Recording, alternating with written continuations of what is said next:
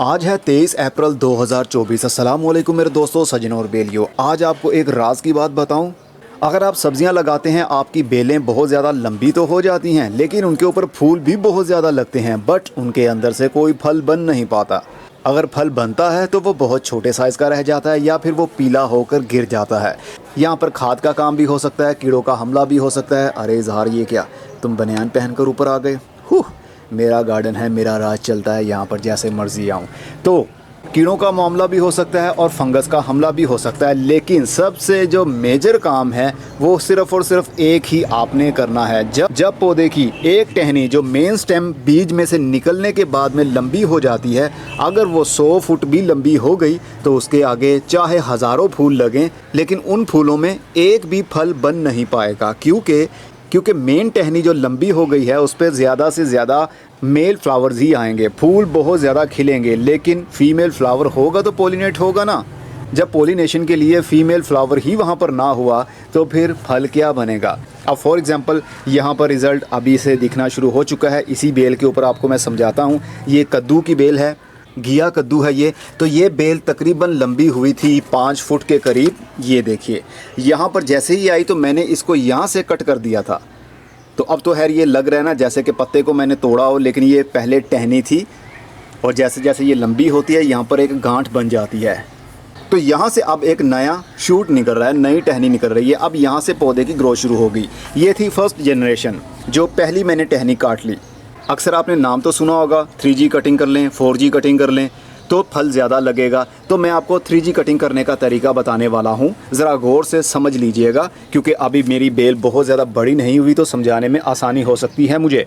तो बेल बहुत ज़्यादा लंबी हो गई। अगर आपने बीज लगा लिया, 1 महीने के बाद आपको याद आया कि अरे हमने तो प्रूनिंग की नहीं है, फूल बहुत ज़्यादा लग रहे हैं, तो अब हम क्या करें, ब्रांचेस भी इतनी ज़्यादा है तो हमें पता ही नहीं है कि कौन सी मेन टहनी थी, किसको काटना था।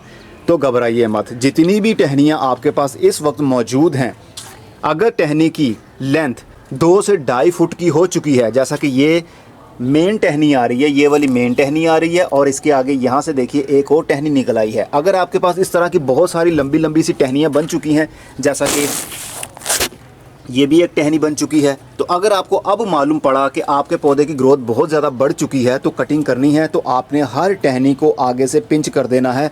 कम से कम उस टहनी की लेंथ 2 फुट या 2.5 फुट या 3 फुट या इससे ज़्यादा होनी चाहिए। मतलब उसके साथ कम से कम 1 से 2 नोड एरियाज़ तो होने चाहिए। जैसा कि यहाँ पर पत्ता एक निकल रहा है, ये एक नोड एरिया है और एक नोड एरिया यहाँ पर है। देखिए यहाँ पर भी फीमेल फ्लावर आना शुरू हो चुके हैं और ये फल भी बन रहा है, कैप्सूल टाइप आपको दिख रहा होगा। अभी दिखाता हूँ करीब से भी। तो आपने अपनी हर टहनी को आगे से तोड़ देना है। कैसे तोड़ना है ये देखिए। अभी मैंने इसको तोड़ना नहीं था, लेकिन मैं आपको तोड़कर दिखा रहा हूँ। चलिए इसको दिखाता हूँ तोड़कर, जिसके ऊपर मेल फूल ज़्यादा आ रहे होंगे। नहीं, इस पर भी मेल फूल नहीं है, ये फीमेल है, ये घिया बन रहा है। चलिए इसी को तोड़कर आपको दिखा देता हूँ। ये देखिए, आगे से आपने जो टहनी ग्रोथ कर रही है उसको इस तरह आपने तोड़ देना है। देखिए हमने तोड़ दिया। अब जितनी भी ताकत इस टहनी के अंदर मौजूद थी और वो फोर्स कर रही थी इस टहनी को मज़ीद लंबा करने के लिए, अब वो रुक चुकी है। अब जितनी भी पावर है वो इस टहनी के अंदर ही स्टोर है। अब क्या होगा, इन फ्यूचर जगह जगह से नई नई शूट्स निकलना शुरू होंगी, नई टहनियाँ निकलना शुरू होंगी।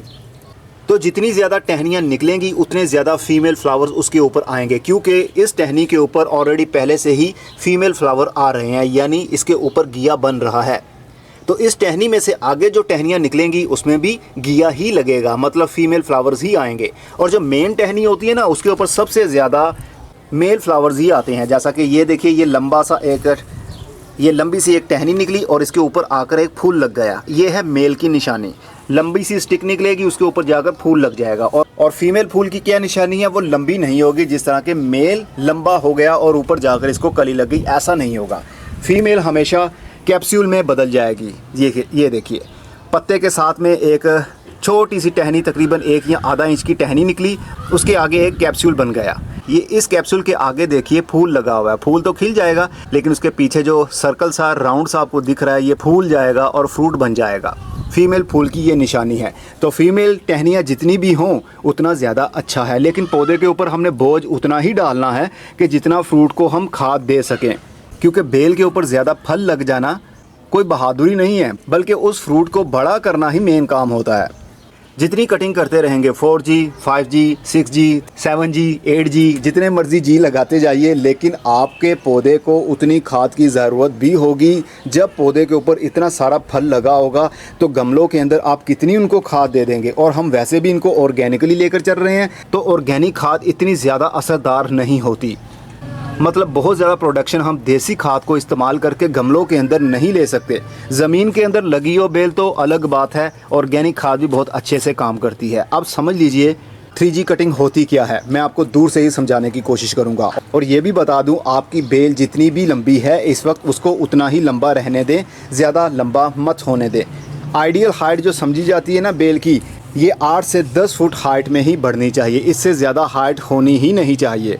और 8 से 10 फुट हर टहनी लंबी हो गई और उसमें कितने पत्ते होंगे, अब ये देख लीजिए। ये तकरीबन 5 फुट के करीब होगी हाइट इसकी।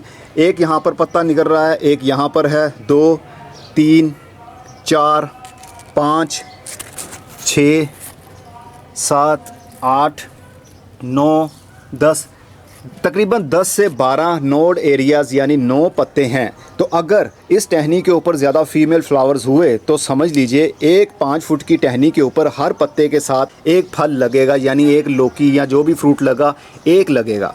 तो 5 फुट के अंदर तकरीबन 10 से 12 फल अगर लग गए तो 8 फुट के अंदर कितने लगेंगे, और 8-8 फुट की कितनी सारी टहनियाँ आपके पास मौजूद होंगी जिनके ऊपर ज़्यादा से ज़्यादा फीमेल फ्लावर्स आएंगे।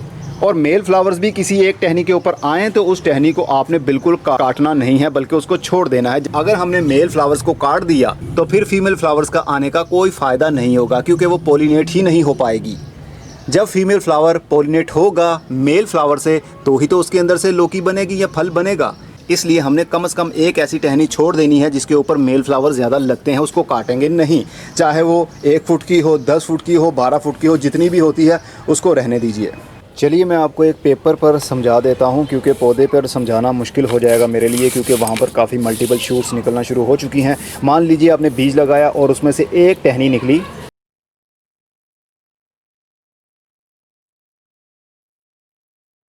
मैं पत्ते साथ में नहीं बनाऊंगा, सिर्फ टहनियाँ बनाऊंगा ताकि आपको आसानी से समझ लग सके। और वो टहनी तकरीबन 6 से 8 फुट की हो चुकी है, तो हमने इसको आगे से काट देना है। और ये भी हो सकता है कि यहाँ से भी कोई टहनी निकली हो, यहाँ से भी कोई टहनी निकली हो, तो इनको हम फ़िलहाल के लिए छोड़ देंगे। हम पहले जो मेन स्टेम है उसको हम काट देंगे जब वो 5 फुट से लेकर 8 फुट तक पहुँच जाए। इससे ज़्यादा भी हो सकती है, नो इशू। ओके, अब ये हो गई हमारी फर्स्ट जनरेशन, इसको हम कहेंगे 1G। अब ये 1G यहाँ पर कट चुकी है। अब यहाँ से एक नई टहनी निकलेगी, यहाँ से भी निकल सकती है, यहाँ से भी निकल सकती है, जहाँ से भी निकले को निकलने देना है। और जब वो तकरीबन 1.5 फुट से 2.5 फुट की हो जाए, या जितनी भी इस वक्त लंबी हो चुकी है आपकी टहनी उतना रहने दीजिए, तो उसको आगे से काट दीजिए। इसको भी हम यहाँ से काट देंगे। कम से कम एक नोड एरिया से लेकर 3 से 4 नोड एरियाज तो हों, ताकि हमें ये तो श्योरिटी मिल जाए कि उस टहनी के ऊपर मेल फ्लावर्स आ रहे हैं या फीमेल फ्लावर्स आ रहे हैं। जिस तरह मैंने अभी आपको दिखाया था, मेरी टहनी जो कि अभी 1.5 फुट की है उसके ऊपर फीमेल फ्लावर्स आए, और जिसको मैंने काट कर आपको दिखाया भी, तो उसका मैंने एक नोड एरिया छोड़ा है। अब उस टहनी में से जिसके ऊपर फीमेल फ्लावर्स आए हैं उसको हमने काटा है, तो उसके अंदर से जितनी भी टहनियाँ निकलेंगी वो कहलाएंगी 2G कटिंग। और 2G कटिंग के ऊपर फीमेल फ्लावर सबसे ज़्यादा रहेंगे। अब ये भी अगर 2.5 से 3 फुट की हो जाती है, तो अगर इसको भी हम आगे से काट देंगे और इसमें से जो टहनियाँ निकलेंगी वो कहलाएंगी 3G कटिंग। और रिकमेंड यही किया जाता है कि 3G कटिंग से ज़्यादा कटिंग्स ना की जाएं। अगर हम अब इसमें से भी जो टहनी निकलेगी, अगर हम उसको भी 4 से 5 फुट लंबी हो जाएगी, फिर उसको काट देंगे, तो ये कहलाएगी हमारी 4G कटिंग। अगर इसमें से भी कोई टहनी निकलेगी, लंबी हो जाएगी, उसको भी हम काट देंगे, तो ये कहलाएगी 5G कटिंग। लेकिन जितने भी जी आप लगाते जाएंगे उतना बोझ आपके पौधे के ऊपर आता जाएगा, क्योंकि उतना ज़्यादा फल भी आपकी टहनियों के ऊपर लगेगा। और फल बड़ा होने के लिए खाद की ज़रूरत होती है। क्या आपकी मिट्टी इस काबिल है कि वो अपने फल को ट्रेस एलिमेंट्स और मेजर एलिमेंट्स मुहैया कर सके? यकीनन इतनी स्टोरेज और कैपेसिटी आपकी मिट्टी के अंदर नहीं होगी कि फल के बोझ को, जो इतना सारा फल लग गया है, उसको बड़ा कर सके। इसलिए हमने 2G कटिंग तक ही रहना है या फिर 3G कटिंग तक रहना है। सारे झंझट को छोड़ दीजिए। अगर आपको कुछ भी समझ नहीं लगा इसमें, तो सिर्फ आपने करना क्या है, आपकी बेलें जितनी भी बड़ी हो गई हैं सारी टहनियों को आपने आगे से एक एक बार पिंच कर दें। और एक एक बार पिंच करने की वजह से जो नई टहनियाँ निकलेंगी ना, उस पर देखिएगा कितना सारा फल लगता है। बाकी मैंने समझा दिया, अगर आपको समझ नहीं लगी तो वीडियो को दोबारा से देख लीजिए। यही मेथड जो यहाँ पर मैंने अप्लाई किया है आप हर टहनी के ऊपर कर सकते हैं। जो भी मेन तने के साथ में से टहनियाँ निकली हैं उनके साथ 1G 2G 3G कटिंग कर सकते हैं। अब इस मेन टहनी के ऊपर जाकर यहाँ पर हमने इसको काट दिया था तो ये 1G कटिंग हो गई। अब इसमें से जो भी टहनी निकलेगी अगर हम उसको भी आगे से जाकर काट देंगे ये 2G कटिंग हो जाएगी। अगर यहाँ से एक टहनी निकलेगी और वो भी लंबी हो जाएगी, हम उसको भी आगे से काट देंगे तो ये हो जाएगी 3G कटिंग। तो हर जो भी टहनी निकल रही है उसको 1G से शुरू करना है और G बढ़ाते जाना है जितना आपका G चाहे, लेकिन ज़रूरत नहीं है। गमलों के अंदर 2G कटिंग सही रहती है, 3G कटिंग पर ना जाइए तो अच्छा रहेगा, क्योंकि हम घरों में खादें इतनी ज़्यादा दे नहीं सकते अगर आप ऑर्गेनिक गार्डनिंग कर रहे हैं तो। बहरहाल ये वीडियो बनाना ज़रूरी था, क्योंकि सब्ज़ियाँ अगर लगानी हैं ये मेथड आप हर किस्म के पौधे के साथ अप्लाई कर सकते हैं, भले वो बेल देने वाले पौधे हों, करेला हो, घिया हो, कद्दू हो, खरबूजा हो, तरबूज हो, कोई सा भी हो, टिंडा हो, हरी मिर्च हो, ऐसे पौधों के साथ भी किया जा सकता है। टमाटर के साथ भी किया जा सकता है, लेकिन टमाटर के पौधे के साथ ऐसा करने से कोई फ़ायदा नहीं होगा, क्योंकि उसकी खुद से बहुत ज़्यादा मल्टीपल शूट्स निकलती हैं। और जो मेरे एक्सपीरियंस में है, मैं उनको पिंच नहीं करता हूं और ना ही प्रून करता हूं, और ना ही जो बीच में से सकर्स निकलते हैं उनको भी मैं उतारता नहीं हूँ। बस उनके हाल पर छोड़ दिया और देखते ही देखते वो इतने ज़्यादा बुशी बन जाते हैं कि फ्रूट बहुत ज़्यादा लगता है। आपने मेरे दूसरे टेरेस के ऊपर देखा ही है कि कितना ज़्यादा फल लगा रहता है। हर वक्त रोज़ाना मैं कोई ना कोई फल उतारकर, टमाटर उतारकर अपने किचन में लेकर इस्तेमाल करता हूं, तो मुझे कोई भी कटिंग की ज़रूरत इनके साथ नहीं पड़ती। लेकिन हरी मिर्च के पौधे के साथ आपने एक बार पिंचिंग करनी ज़रूरी होती है, वो भी आपको इसी वीडियो में दिखा देता हूं। फॉर एग्ज़ाम्पल ये देखिए, ये हमारा एक पौधा है मिर्च का लगा हुआ और इसकी हाइट तकरीबन 3 से 4 इंच की हो गई है। जब 5 से 6 पत्ते आ जाएँ तो आप इसकी पिंचिंग कर सकते हैं। पिंचिंग क्या, चुटकी काटनी है जनाब आपने। जो ऊपर से नई टहनी निकल रही है ना, ऊपर वाला, इसकी ग्रोथ हमने रोक देनी है। ये देखिए, इसको मैंने यहाँ से काट दिया है। अब साइड ब्रांचेस निकलेंगी, कहाँ से, जहाँ से पत्तों की ग्रोथ हो रही है। अभी इसके साथ 1 2 3 4 पत्ते हैं ना, और नीचे से एक 5, तो पांचों पत्तों में से कहीं से भी ये मल्टीपल शूट्स निकाल सकती है। पौधा जितनी ज़्यादा मल्टीपल शूट्स निकालेगा, फूल उतने ज़्यादा लगेंगे और मिर्चें भी उतनी ज़्यादा ही बनेंगी। अब इसको हमने कुछ नहीं करना, फेंक देना है, ये अपनी मिट्टी में दबा देना है, ये खाद का काम करेगा। तो हरी मिर्च के साथ आप इस तरह की एक बार पिंचिंग करेंगे, बार बार पिंचिंग नहीं करेंगे। अगर कोई सवाल रह गया हो कमेंट बॉक्स में पूछ लीजिएगा, हो सकता है कि मैं जल्दी ही उसका जवाब देने की कोशिश करूं। अब मैं चलता हूं।